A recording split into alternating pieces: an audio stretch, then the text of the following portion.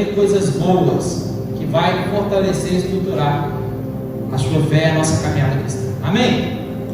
Abra sua Bíblia comigo aí. 1 Coríntios capítulo 13. Capítulo 3, perdão.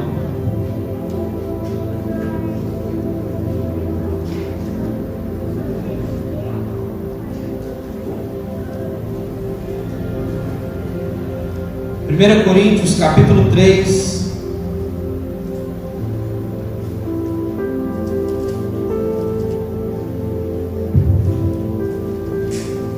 versículo 20.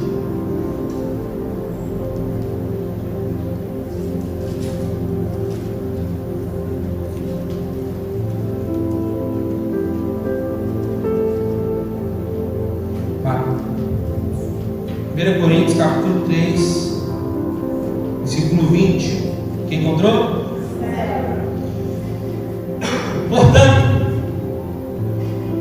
ninguém se glorie em homens, porque todas as coisas são de vocês. Seja Paulo, seja Apolo, seja Pedro, seja o mundo, a vida, a morte, o presente ou o futuro, tudo é de vocês. E vocês são de Cristo, e Cristo de Deus. Capítulo 4. Portanto, que todos nós considerem como servos de Cristo e encarregados dos mistérios de Deus. O que se requer destes encarregados é que eles sejam fiéis. Paulo dizendo: pouco me importa eu ser julgado por vocês ou por qualquer tribunal humano. De fato, nem eu julgo a mim mesmo, embora em nada minha consciência me acuse, nem por isso justifico a mim mesmo. O Senhor é quem me julga. Portanto, não julguem nada antes da hora devida. Esperem até que o Senhor venha. Ele trará à luz o que está oculto nas trevas e manifestará as intenções dos corações. Nessa ocasião, cada um receberá de Deus a sua aprovação. Irmãos, apliquei essas coisas a mim e a Apolo por amor de vocês, para que aprendam de nós o que significa não ultrapasse o que está escrito. Assim ninguém se orgulhe, olha aí, assim ninguém se orgulhe a favor de um homem em detrimento do outro, pois quem torna você diferente de qualquer outra pessoa? O que você tem que não tenha recebido? E se recebeu, por que se orgulha? Como se assim não fosse. Só até aí, deixa a sua Bíblia aberta para a gente acompanhar. Havia divisão em toda a igreja de Corinto, a qual fora fundada por Paulo. Mas como percebemos, referências como Apolo, Cefas, outros evangelistas estiveram naquela cidade também. E consequentemente, diferentes pessoas desenvolveram vínculos com diferentes ministros da pregação. Geraram relacionamento com um com o outro. E assim, um membro da igreja havia sido guiado e discipulado por Paulo. Outro havia sido discipulado e nomeado como líder por Apolo, que é também o grande mestre, e assim por diante. Em vez de os coríntios se alegrarem por se relacionar com Paulo, com Apolo, agora se valem desses relacionamentos como um trampolim para um jogo de poder. O que é que estava havendo lá na igreja de Corinto? É o que há na maioria dos lugares.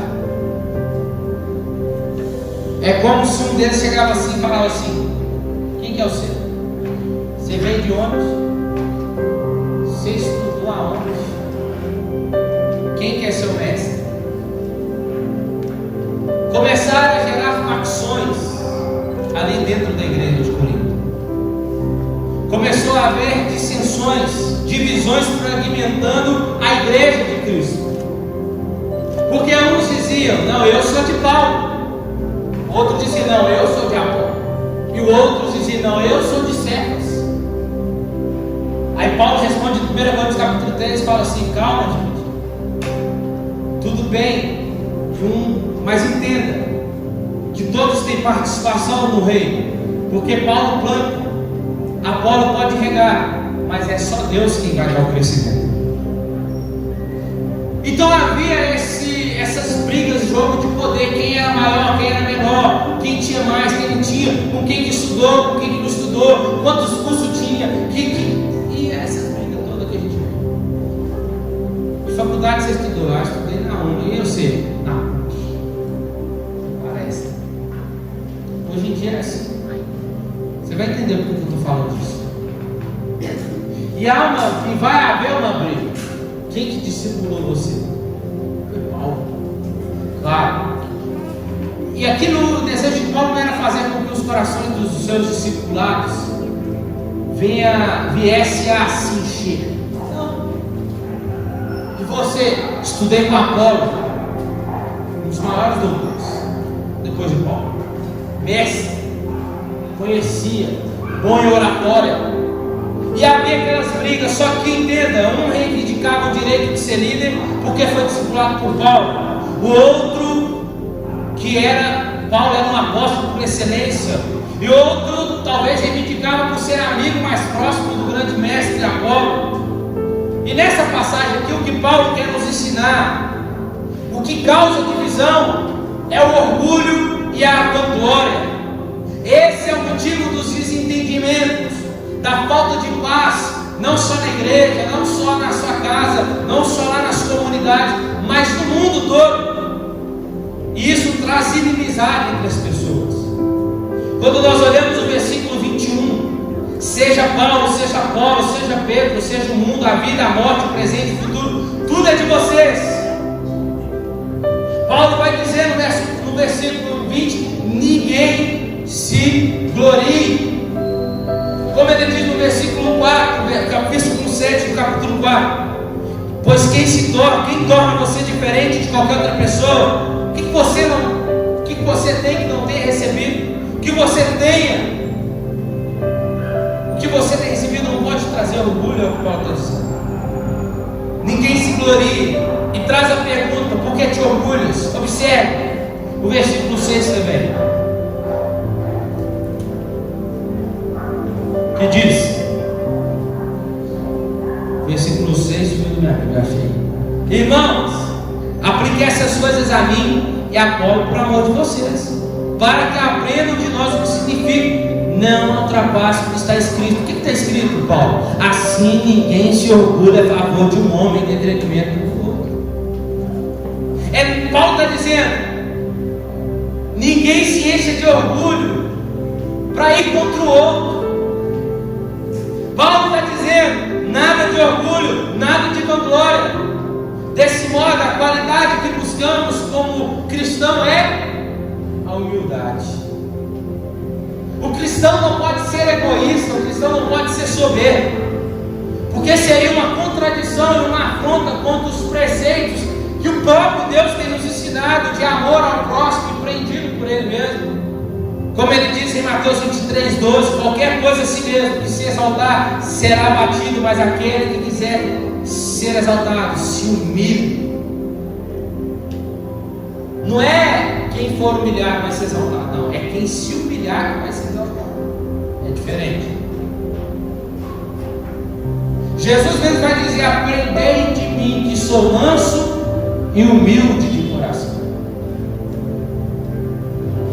E o intrigante desse texto de 1 Coríntios é que o apóstolo apresenta a maneira de entender a autovalorização, uma maneira de enxergarmos o eu, uma forma de vermos a nós mesmos, que é completamente diferente da abordagem das culturas tradicionais e modernas e pós-modernas. Completamente diferente. Então, com isso, nessa noite, Paulo vai nos ensinar 3 lições aqui nesse texto: a condição natural do ego humano, a visão transformada do eu, que Paulo mostra que se dá por meio do Evangelho, e como alcançar uma visão transformada do eu. Então, o título dessa noite, pode colocar aí, por favor, Ana.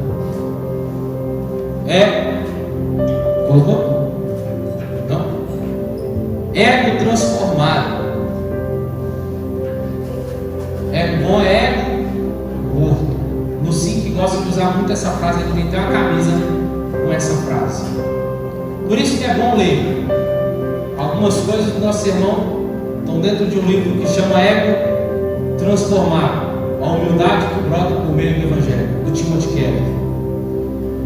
Então nós vamos aprender com o apóstolo Paulo aqui algumas coisas sobre o ego. Amém? A condição natural do ego, mano. Em 1 Coríntios, então, capítulo 4, Paulo exorta os cristãos de Corinto a não se orgulharem de uma pessoa em detrimento da outra. Até aqui nenhuma novidade, podemos pensar. É claro que o orgulho é um comportamento inaceitável. Paulo emprega uma palavra no grego aqui que se chama vício. Paulo está tentando ensinar o cristão de Corinto algo especial sobre o ego humano. Todos nós temos egos. O problema é como esse ego está.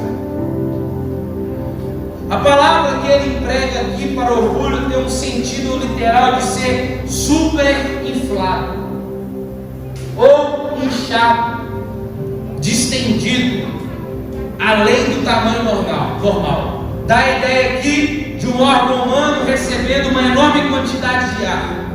Foi ele bombeando tanto ar que o órgão está super inflado, prestes a explodir.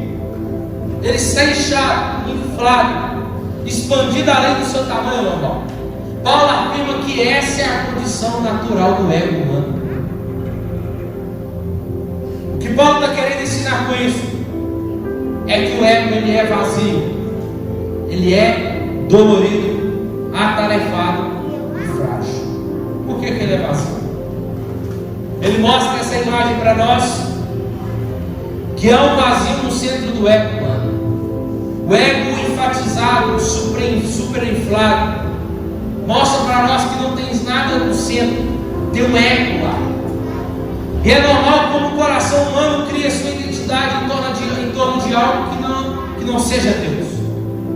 Orgulho espiritual é a ilusão de que temos competência sem Deus, que nós podemos fazer algo sem Deus, que nós podemos conduzir a nossa vida sem Deus, que nós podemos desenvolver o nosso senso de valor pessoal, descobrir o nosso propósito grande bastante para dar sentido à nossa vida longe de Deus. O ego natural é fundamentado em algo além de Deus. É o ego que busca um senso de valor, da singularidade, de propósito, e é nisso que ele vai se apoiar. E naturalmente, como somos lembrados, se tentarmos colocar qualquer coisa no lugar reservado, que é originalmente de Deus, vai sobrar muito espaço.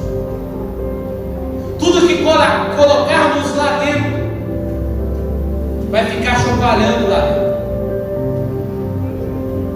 Por quê? Porque o ego humano, ele é vazio. Outra coisa que o ego é dolorido, porque o ego distendido, superinflado, ele dói. Você já reparou que a gente não percebe nenhum problema no corpo quando a gente não está sentindo dor nenhuma? Porque a dor demonstra que alguma coisa está acontecendo, sim ou não? Fora isso, a gente não está nem no corpo, não. Porque não está demonstrando nada, a gente não está percebendo nada. O nosso corpo não está chamando atenção para ele, para nada. Quando vocês fazem, eu ou não, né? As suas caminhadas, precisam fazer, não pensamos em quantos os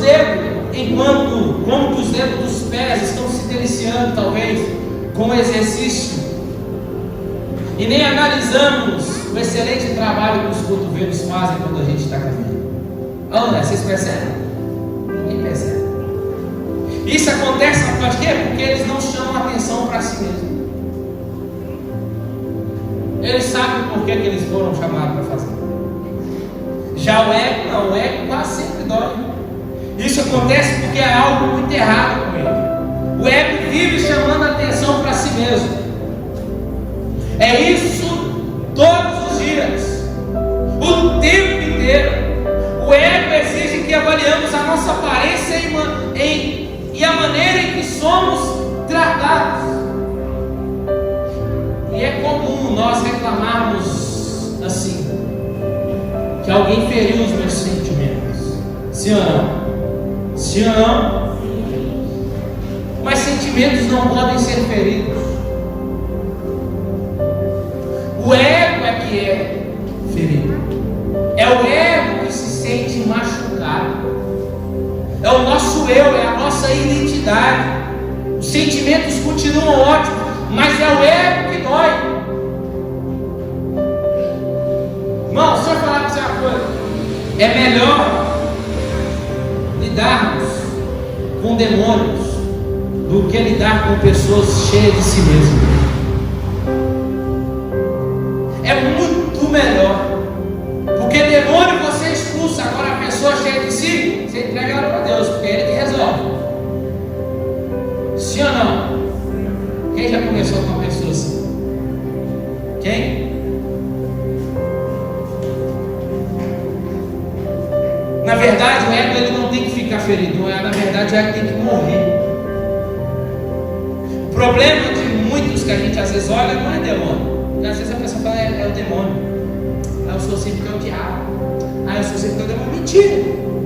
É o ego que está demais. Porque o ego é terrível. O ego é difícil de lidar. Dificilmente atravessaremos um dia sem nos sentirmos renovados ou ignorados, ou sem achar que somos Zé demais, ou sem atormentar a nós mesmos. Isso acontece porque existe algo muito errado com o nosso ego, algo errado com a nossa identidade, com a percepção de que temos de nós mesmos. Porque o ego nunca se sente feliz. A pessoa que é cheia de si, ela nunca se sente feliz, ela nunca está contente com nada. Tudo que ela faz é para o outro bem. Tudo que ela faz é para chamar a atenção do outro. Ela nunca está contente com o que ela tem. E ela nunca será feliz. Porque vive o tempo, a vida toda, chamando a atenção para si mesmo. Pinta o cabelo de verde, ó, brincando. O ego, ele é atarefado. Você faz tudo para ser notado. Vive ocupado, tentando preencher o vazio. E o ego, ele é incansável. E ele tem duas tarefas a fazer: a comparação e a vanglória. Tudo ele gosta de comparar. Quem lembra do Kiko? Do Chaves? O Kiko está saindo lá, está lá o Chaves e a Chiquinha brincando lá, tal, todos felizes brincando. O Kiko olha, ele vai lá dentro, volta aí. É ou não é?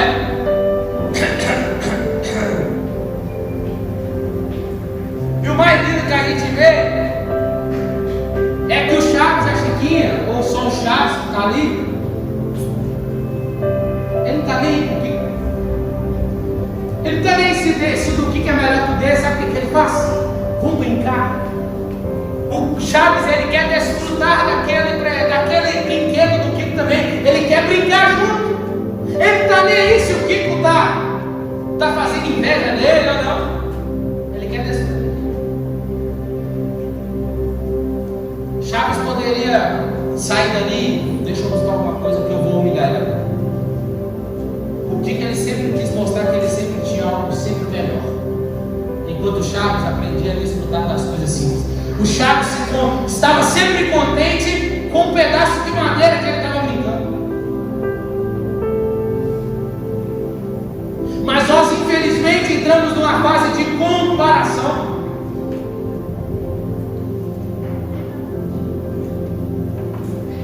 Nós não podemos ver o outro trocando de dentro que a gente vai trocar também. A gente já viu, sexta-feira eu falei na célula, a gente não pode ver, a gente olha para o outro trocando de carro. Chegou agora o meu leite, está sentando na janela. Olha, já está trocando de carro. Aí passa uma semana, chega com a moto também. Foi. Esse menino trabalha, gente. pode estar roubando. Não está fazendo outra coisa aqui, não está trabalhando, não está fazendo outra coisa. Aí começa a ter, sentir inveja. Aí quer fazer algo para poder ser melhor do que o outro. Busca, não aprende a se contentar, quer buscar a vanglória para si. E nós notamos essas duas frases aqui de Paulo que não terminam com orgulho. Paulo está dizendo: nenhum de vós se encha de orgulho, ponto final. Paulo não está dizendo isso, não. Paulo está dizendo isso, cada um se enche de orgulho, ponto final. Isso aí que vocês iam confirmar. Porque essa é a essência de quem tem o ego. Na tentativa de preencher o vazio e lidar com o seu desconforto, o ego vive se comparando com outras pessoas, e ele faz isso o tempo todo. Infelizmente, hoje, principalmente nas redes sociais, né? Uma pessoa chega até a se endividar para mostrar para outra. É uma pessoa descontente, gera competitividade.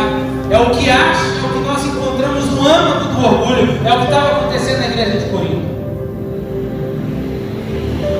Em outras palavras, temos orgulhos apenas de ser bem mais sucedidos, mais inteligentes ou mais bonitos do que os outros. E quando encontramos alguém mais bem sucedido, mais inteligente, mais bonito do que nós, o que tínhamos perde a graça. Isso acontece, sabe por quê? Porque nós não tínhamos alegria verdadeira nessas coisas. Tínhamos orgulho delas. Aí o ego é ferido. C.S. Lewis diz assim, que orgulho é o prazer de ter mais do que os outros e de sentir melhor do que os outros. É isso que o ego faz o tempo inteiro. Trabalhamos em coisas que não gostamos. Alguns fazem dietas detestando.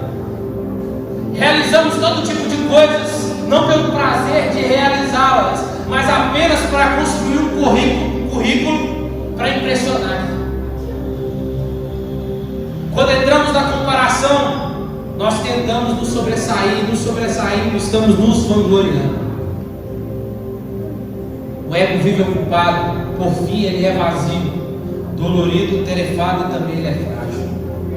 Isso acontece porque qualquer coisa super vai ficar inflado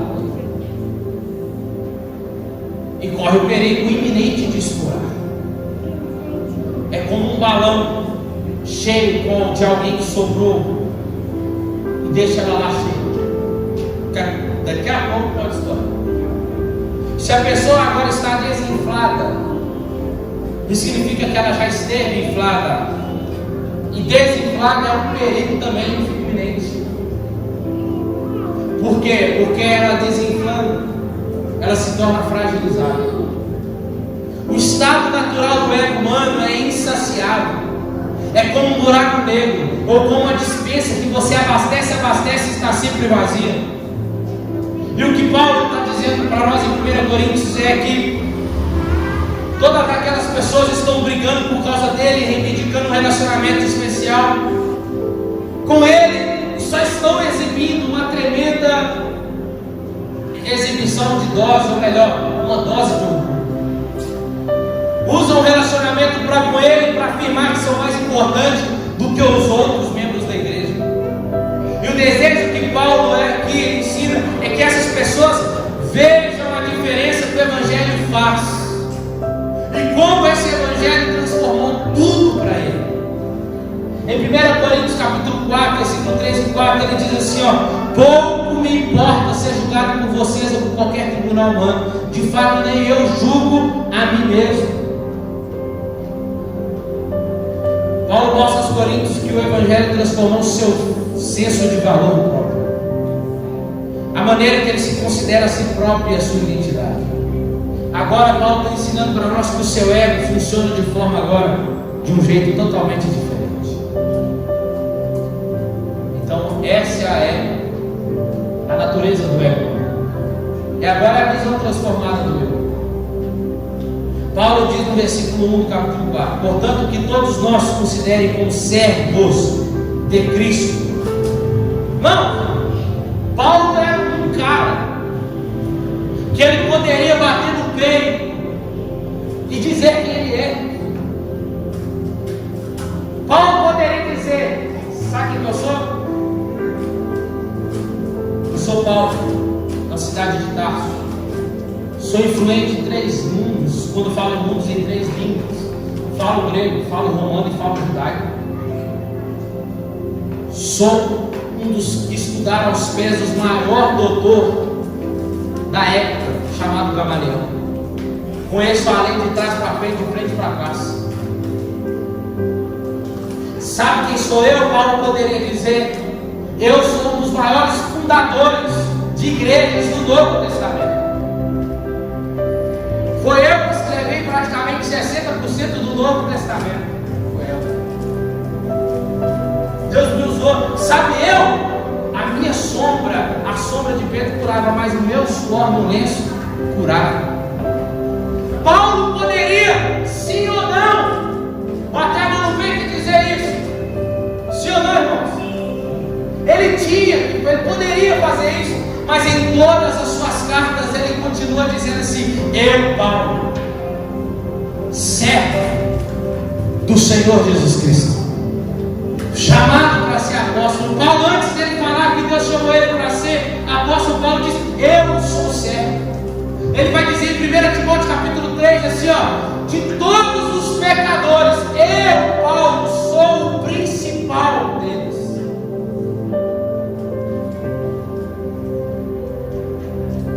O apóstolo então, Paulo, ele vai lembrar os cristãos de Corinto que ele é um ministro, um servo de Deus, que ele tem um trabalho a realizar. E logo depois ele explica em relação a esse papel, e ele vai dizer: deixa eu falar para vocês uma coisa. Se fosse para me orgulhar, eu poderia me orgulhar, entrar na frente do espelho e começar a me refletir naquele espelho e falar tudo sobre mim. Mas pouco me importa o que vocês pensam ou deixam de pensar sobre mim. Vocês podem ter palavras de elogios ou não. Eu posso ter palavras de elogio ou não para mim, mas o que importa é o que Deus pensa sobre mim.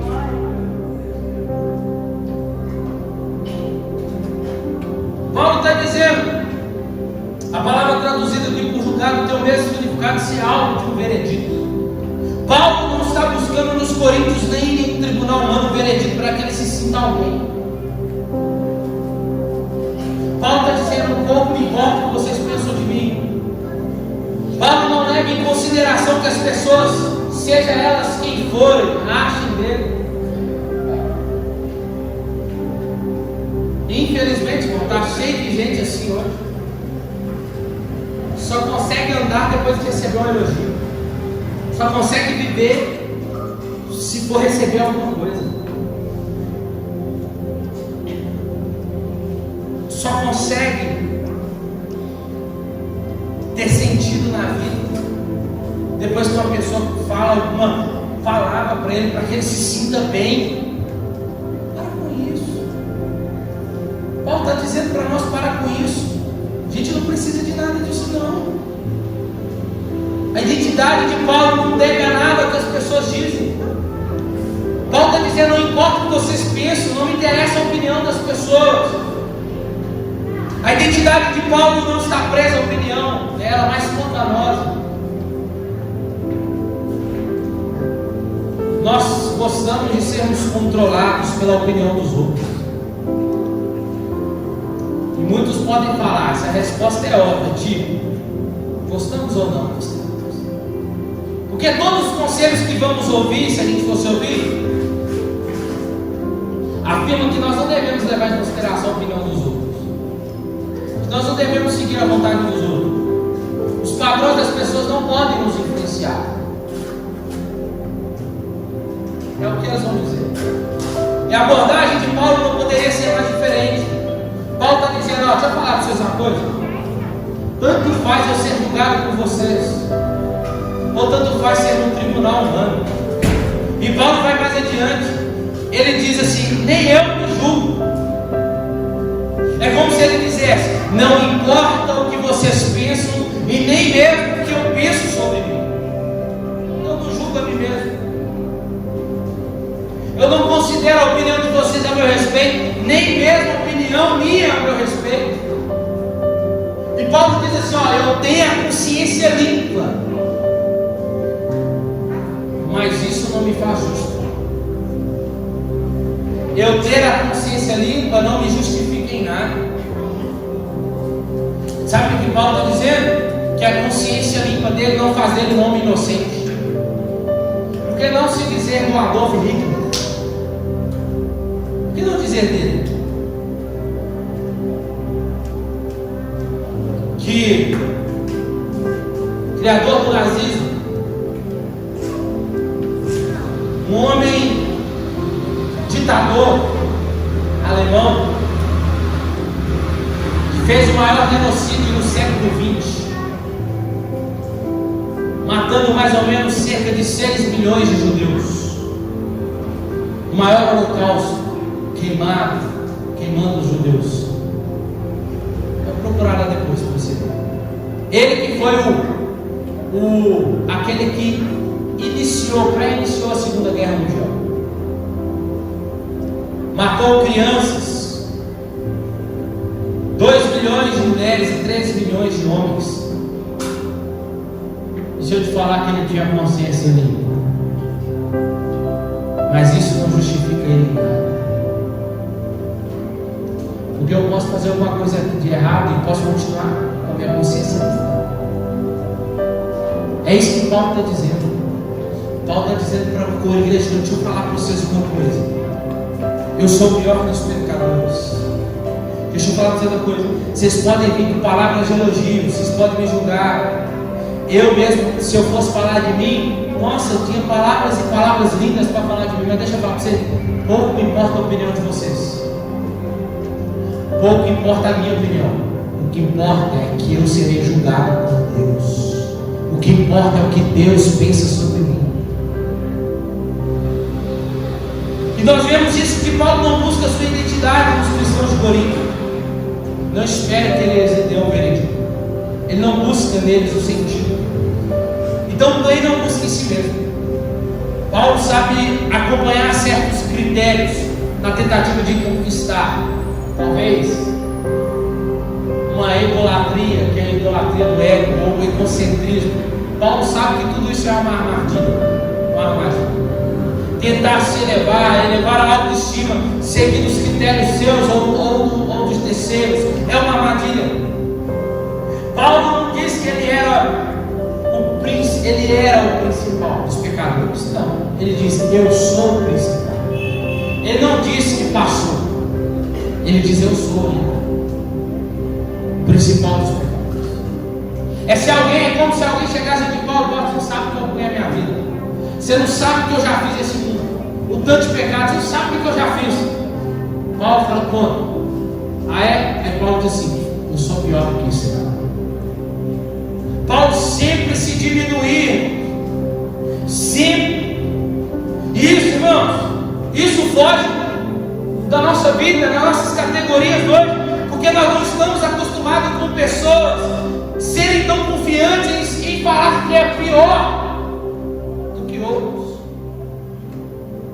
tão honestas e tão conscientes de si, de todo tipo de falhas e pecados morais. Sabe por que a gente não consegue ser assim?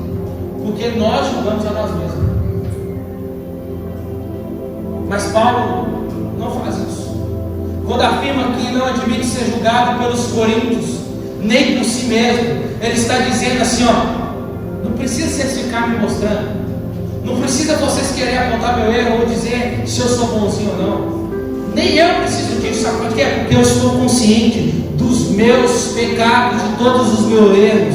Mas isso não faz de mim, isso não demonstra a minha identidade, quem eu sou. Paulo também não se parabeniza, ele sabe os pecados dele, ele enxerga todos eles. Embora Paulo se considere o pior dos pecadores, esse fato não impedirá dele cumprir o chamado para o qual ele foi chamado. E nós, irmãos, não podemos ser diferentes de Paulo. Se nós nos vermos como uma pessoa ruim, nós não teremos uma autoconfiança. E infelizmente é o que nós buscamos hoje, uma autoconfiança. Se se nós acharmos pecador, cheio de orgulho, cheio de cobiça, de ira, de ganância e outras coisas a qual Paulo afirma ter o coração cheio, eu não vou ter confiança nenhuma em mim mesmo. Mas não é para você ter mesmo, e não é para nós termos mesmo, porque maldito é o homem que confia no homem. Ali o texto está falando de si mesmo. Maldito é o homem que confia na força do seu próprio braço.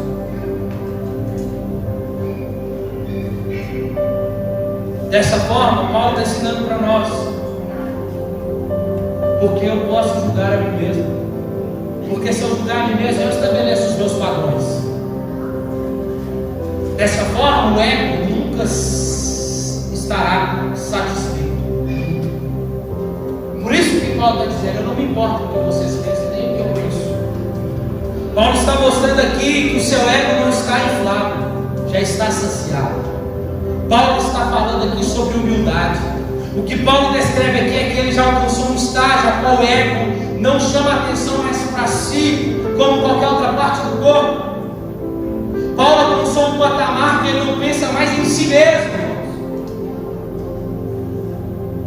Ele se considera, ele vai dizer, a carta, se eu não me lembro, aos Gálatas, aos Romanos, ele vai dizer: eu considero tudo que eu faço como esterco.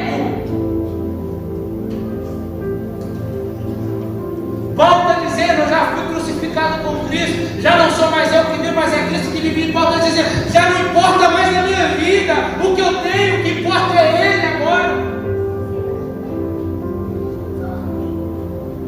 Mas não, hoje infelizmente vivemos num tempo de evangelhos egocêntricos, evangelho autocentrado. Não, você é forte, você consegue, você vai chegar lá, você não nasceu para perder. Você nasceu foi para vencer. Aonde está isso na Bíblia? Aí na primeira derrota que você tem lá, sabe o que você faz? Você vira para Deus aparenta. E aí, Deus? Eu não nasci para perder, não. Ah, é? Quem te ensinou isso? O falso profeta e o falso mestre que está aí fora. Agora a gente fica dando ouvido. Os pregadores do egocentrismo, que ficam, massageando o nosso ego lá, que pregam o que a gente quer ouvir, que já ouve lá, vai calar, vamos lá. Por quê? Porque quer ouvir, porque quer atrás dele, porque ele fala o que a gente gosta de ouvir.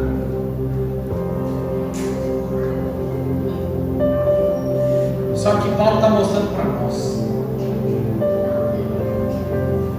que não importa quem somos diante dos homens, não importa que categoria que temos, que currículo que nós temos, não me importa. O que importa é se diminuir, o que importa é desaparecer para que Ele apareça. O que importa é ser humilde, quanto mais eu sou humilde. O que importa no Evangelho, no reino de Deus, é quanto mais nós perdemos para ganhar com Ele lá. E Paulo está nos ensinando isso. Então, em nome de Jesus, meu irmão, cuidado com os pregadores de YouTube que você fica vendo. Cuidado para onde você fica olhando, correndo atrás para ouvir o que você quer. Não, porque nem a Bíblia fala tudo que a gente quer ouvir, mas ela fala tudo aquilo que nós precisamos ouvir. Se a própria Bíblia diz, Jesus mesmo disse que nós teremos aflições. As derrotas fazem parte da nossa vida. As derrotas fazem parte para forjar o nosso caráter.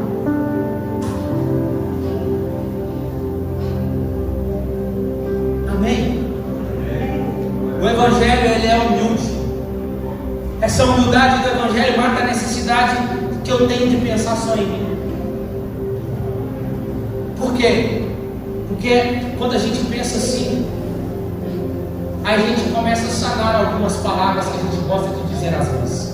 Se nós entrarmos em algum lugar e a gente começa a pensar assim: será que eu estou sendo bem visto por elas?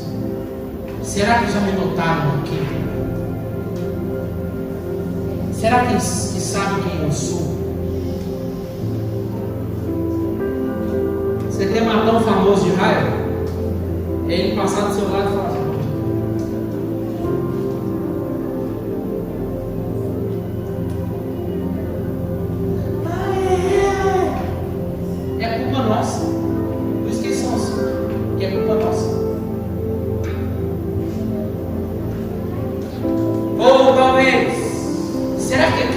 bem estar aqui no meio dessas pessoas? Me faz bem. São esses tipos de perguntas que tem que sumir da nossa vida. Porque a humildade baseada no Evangelho faz com que nós venhamos deixar de pensar em nós mesmos. E aí nós entramos numa coisa que Paulo vai nos ensinar: o autoesquecimento. Isso vai nos dar distância. A humildade verdadeira que brota do Evangelho significa ter o ego satisfeito e não inflado. Paulo simplesmente diz: eu não me importo com a sua opinião, mas também não me importo com a minha.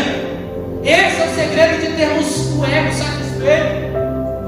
A verdadeira humildade é uma pessoa que esquece de si mesmo e cujo ego é igual aos dedos dos pés. Ele simplesmente exerce a sua função. Eles não ficam lá gritando: olha para mim.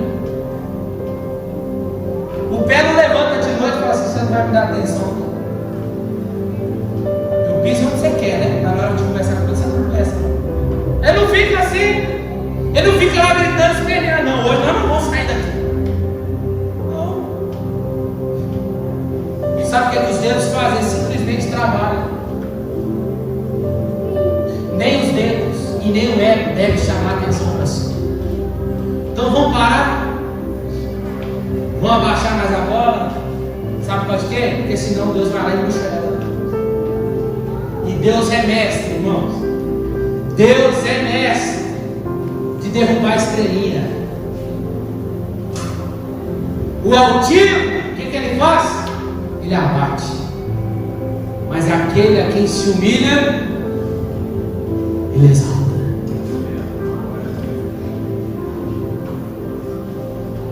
Então a pessoa que esquece de si mesmo não se sente ferida. Uma pessoa que se esquece de si mesmo não fica mal quando criticada. A crítica não acaba com ela, não lhe tira o sono, nem incomoda ela. Por quê? Porque hoje as pessoas se sentem arrasadas com crítica, valoriza demais o que os outros pensam, valoriza demais a opinião alheia. E quem tem o ego satisfeito e não inflado, não se deixa bater pelas críticas. Ouve elas e vê como uma oportunidade de poder mudar. Quanto mais compreendemos o Evangelho, maior é o nosso desejo de mudar e simplesmente pensarmos menos em nós mesmos. Amém? Para a gente terminar, alcançando uma visão transformadora. Como que Paulo então alcançou essa satisfação? Como que ele adquiriu esse autoesquecimento? Com certeza ele mostra de que maneira isso ocorreu. Nós temos que ver aqui. Ele afirma: não me importa o que vocês pensam, nem o que eu penso. Em outras palavras, Paulo não dependia dos veredictos dos cristãos de Corinto, nem dependia do seu próprio.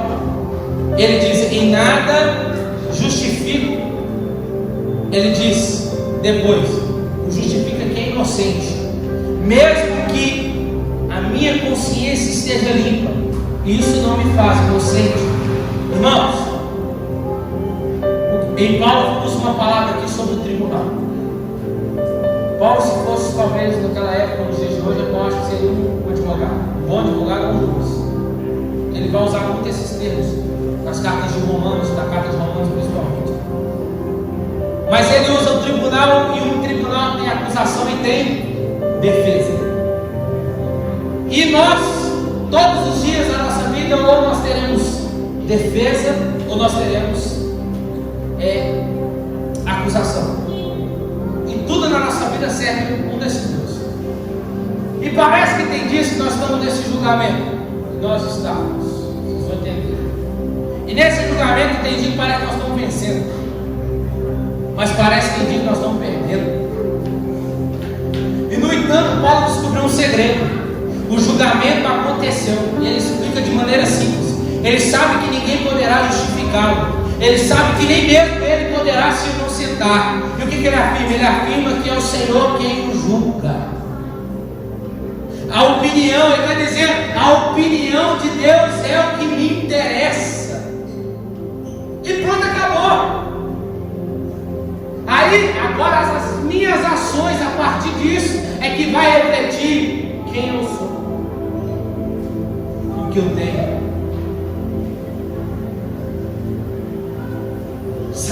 Paulo está ensinando para nós? Que nós não temos que fazer as coisas para parecer ser bom. Tem que fazer pela alegria de realizá-las. Eu ajudo as pessoas não é para mim poder ficar me mostrando. Paulo está dizendo, eu ajudo as pessoas porque eu quero ajudar, eu amo ajudar.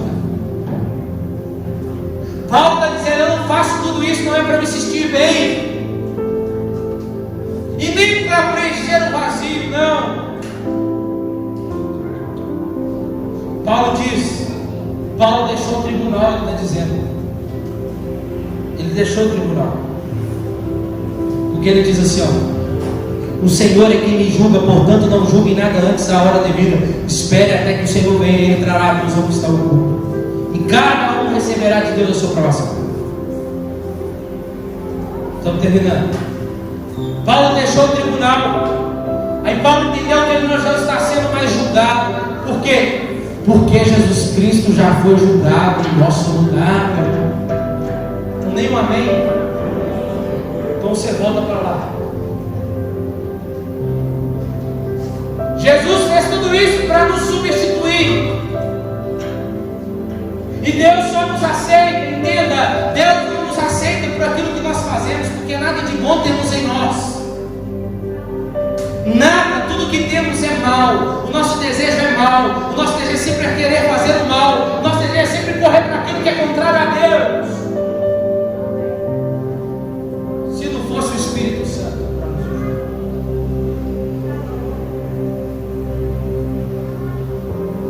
E Deus só nos aceita, né, por nada que nós fazemos, porque tudo que fazemos hoje é sinônimo de gratidão por aquilo que Ele já nos fez.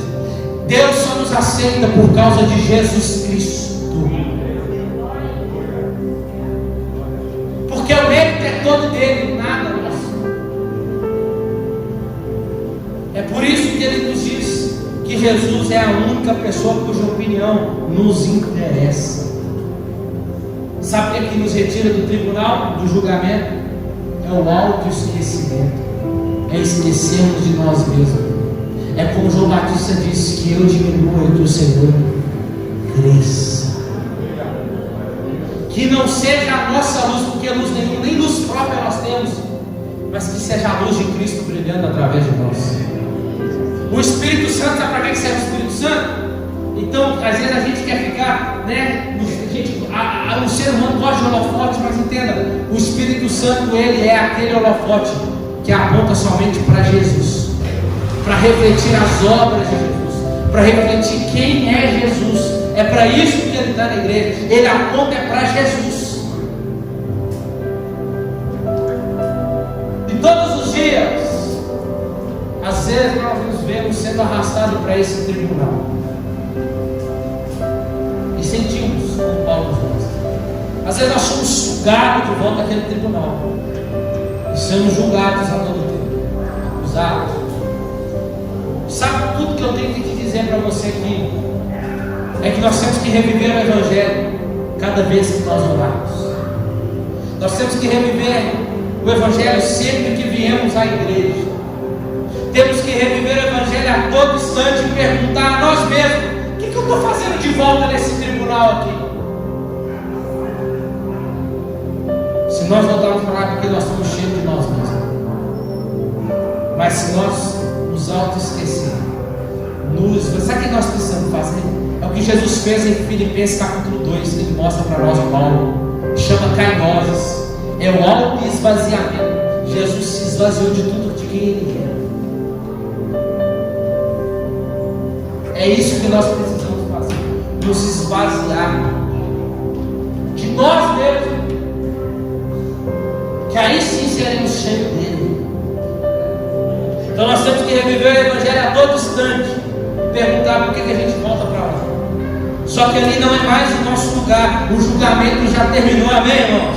Da mesma forma que Paulo, nós podemos afirmar: eu não importa o que vocês pensam, eu não importa o que eu penso, o que importa é o que Deus pensa a respeito de mim. Não importa se você quer me julgar agora, se eu posso me julgar agora, não importa o que você está pensando de mim ou deixa de pensar, o que importa é que naquele grande dia eu sei que eu terei que prestar conta diante dele. Então não importa a sua opinião, o que importa é o que ele pensa de mim.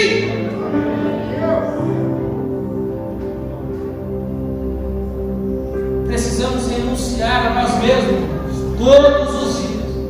Evangelho é isso. Negue-se a si mesmo, tome a sua cruz e siga. Não é vir, vem com tudo que você tem, vem que você vai ganhar mais um pouco. Não tem isso não. Evangelho é isso. Evangelho é perder, não é ganhar. Evangelho é se esvaziar, não é se encher com outras coisas. Deixar de lado essa forma enganadora de termos um ego inflado cheio de nós mesmos. Fazendo isso, Deus governará a nossa vida. E aí sim teremos um ego transformado. Amém? Fica de pé no seu lugar.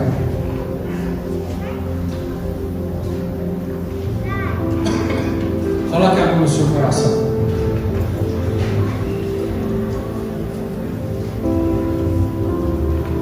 Pai, em nome de Jesus, Deus,